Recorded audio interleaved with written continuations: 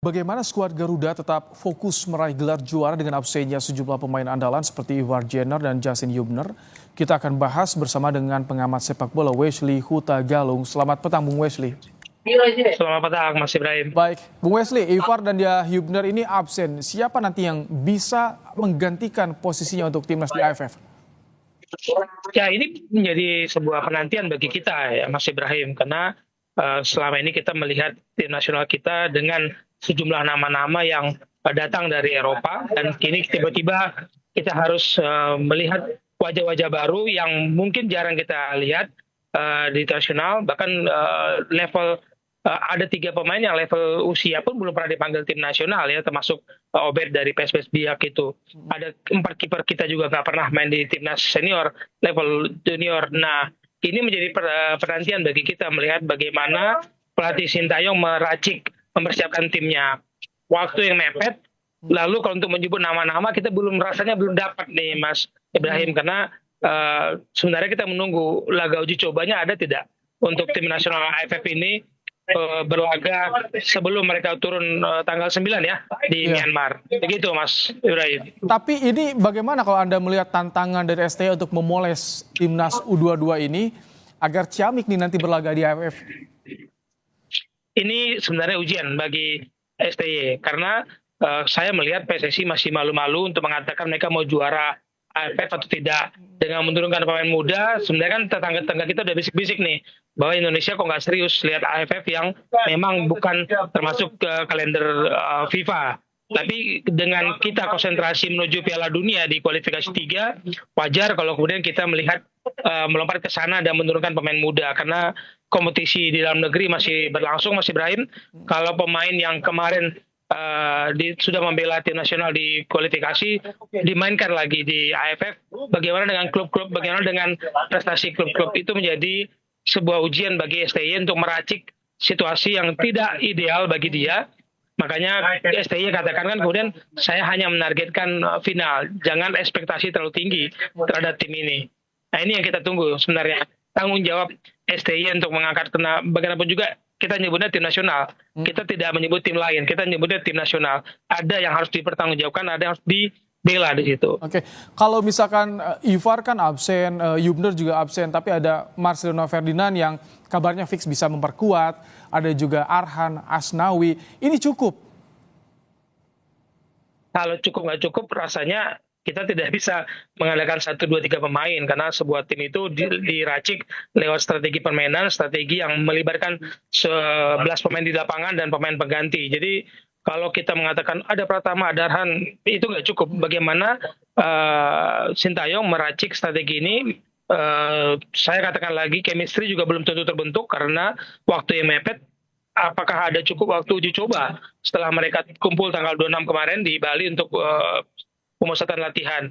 Bagaimana pemain yang jarang berkumpul ini bertanding dengan lawan yang oke lah, kita katakan yang lain serius, kitanya yang tidak niat juara, hanya ingin memberikan yang terbaik, hasilnya syukur-syukur juara. Kan itu ya narasi yang diciptakan PSSI.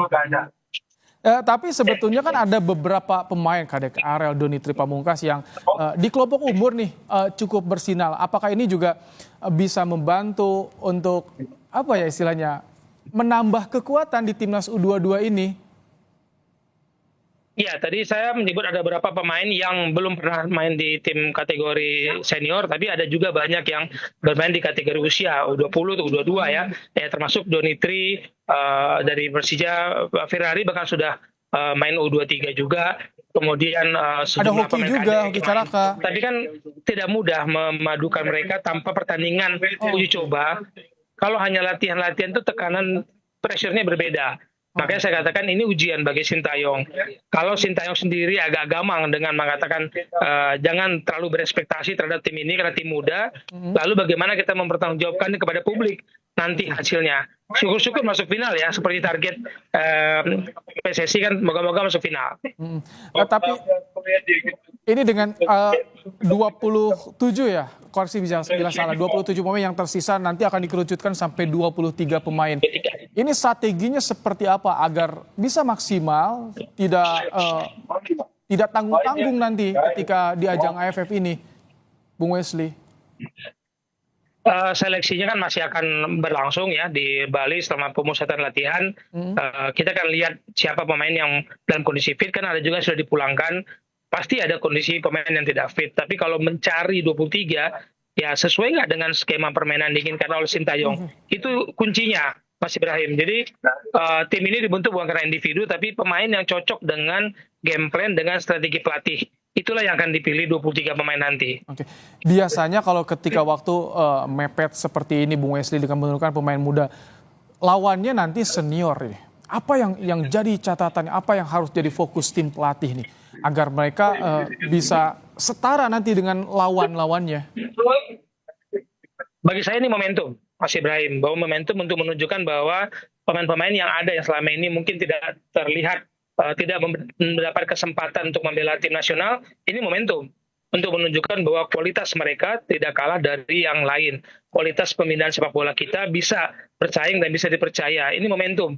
Bisa nggak momentum itu dijaga, dipercaya oleh pemain-pemain saat ini? Bagi saya tekanannya di situ, momentum untuk pemain-pemain yang belum pernah membela tim nasional, belum pernah dipanggil tim nasional senior, atau bahkan ada 3 pemain yang belum pernah dipanggil untuk kategori usia manapun di tim senior. Jadi momentum bagi produk pembinaan dalam negeri untuk memperlihatkan bahwa kita tidak terlalu ketinggalan lah dengan teman-teman saudara kita yang produknya, fondasi sepak bolanya dari Eropa sana. Oke, bicara soal momentum karena saat ini juga momentum bagi timnas kita ketika tembus peringkat 125 FIFA dan saat ini kita akan berlaga di AFF tidak masuk kalender FIFA. Tapi bagaimana untuk menjaga momentum ini, Bung Wesley?